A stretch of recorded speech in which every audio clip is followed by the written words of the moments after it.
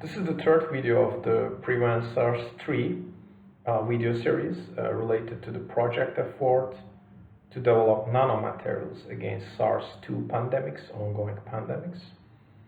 So we will start to talk about the mechanics of the important elements of the SARS2 infection in parallel with why it's engineered, why it could be engineered.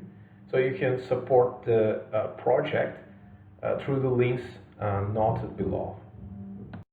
So now today we're going to discuss getting into the area why SARS2, this virus we are experiencing its pandemics right now, could be engineered virus. And after this we're going to discuss its implications, because it's a bit important about why we need to put so much energy in this problem. So SARS2 Spike Protein, as I mentioned, it's a kind of a, if I describe it, it's a circle and it has some spikes. Those spikes are like they are scanning the surface of the new host. And what they do, what they have, is they are looking for a kind of a pretty universal tissue coating material, of natural tissue coating material of the lung surfaces. So your lungs has coated with a 10 nanometer thick sialic acid. It's an acidified sugar. And these spike proteins of the coronaviruses, except this one, but this is very unique, has a smooth, flat sialic acid binding domain. It's a bit technically impossible how the virus adapted this way, naturally. So the other problem with this virus, or other strong evidence, if you look at the clinical isolates, its data, its receptor binding site is perfect. And this is not the case in other coronaviruses. We're going to discuss like the viruses adapted 800 years ago. They're still adapting, they're still mutating at that domain. This is not mutating. It's not a positive selection site.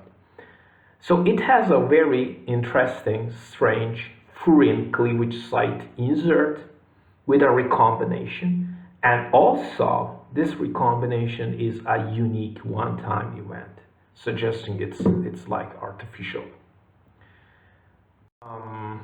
So now I will describe in this video with some again information. In the other one it will be some figures.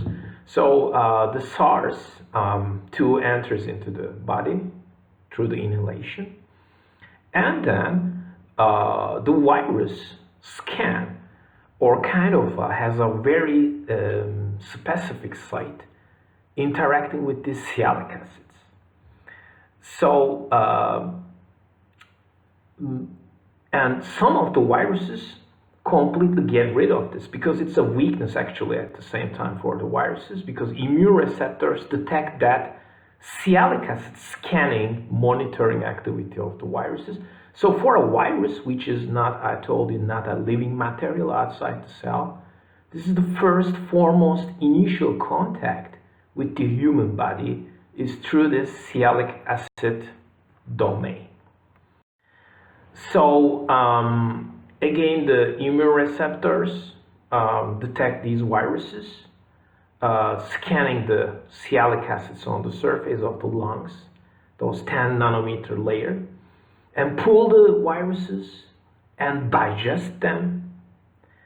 And only the viruses, after this harsh treatment, has a less or even no sialic acid binding capacity, could adapt to the new hosts. So in the next video, it's a time-limited video, I'm gonna explain this model a bit more. Thanks for listening.